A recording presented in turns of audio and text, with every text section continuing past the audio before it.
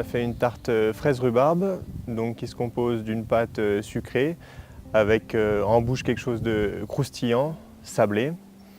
Ensuite, on a une compotée de rhubarbe et fraises. On va ajouter des fraises fraîches qu'on a taillées pour qu'elles tiennent droite sur cette compotée pour pouvoir emmener un peu de fraîcheur et d'acidité. Et puis, en dernier, sur le dessus, on aura une crème mascarpone vanillée.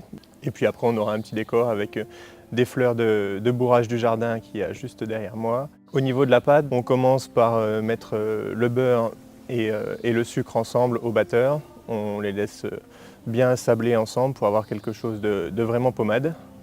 Ensuite, on va ajouter un mélange de jaune d'œuf et d'eau à cette préparation. Pareil, on mélange au batteur. Et puis on ajoute la farine en dernier avec une pointe de sel pour relever toujours la pâte.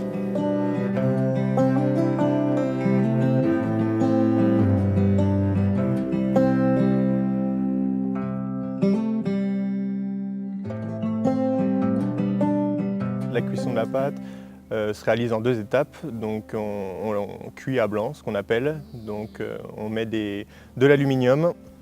Ensuite, moi, c'est des billes en céramique, mais si vous n'avez pas de billes en céramique, vous pouvez mettre du riz, des haricots, des lentilles, enfin tout ce qui permet de faire du poids et qui tient à la cuisson.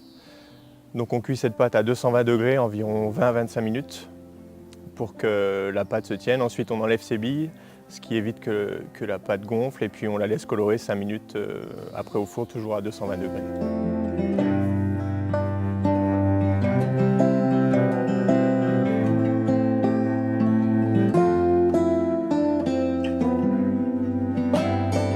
Au niveau de la compotée, donc, on a épluché la rhubarbe, coupé les fibres pour avoir vraiment quelque chose de lisse en bouche.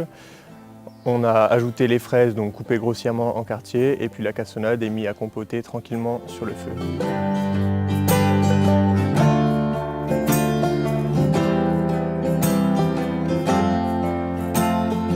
Pour la crème mascarpone, on commence par monter en crème fouettée la crème liquide.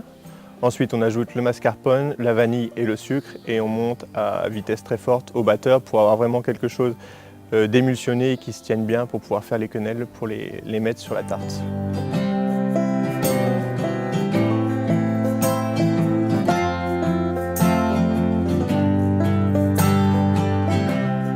Le résultat final, on va avoir une pâte vraiment croustillante, la compotée de rhubarbe qui va amener et de l'acidité et du sucre, les fraises qui vont apporter de la fraîcheur, de l'acidité, la mascarpone qui va apporter un peu de gras, de l'onctuosité et puis le petit goût de vanille sympathique. Et puis après la touche de menthe pour amener un petit peu de fraîcheur et puis les fleurs pour décorer.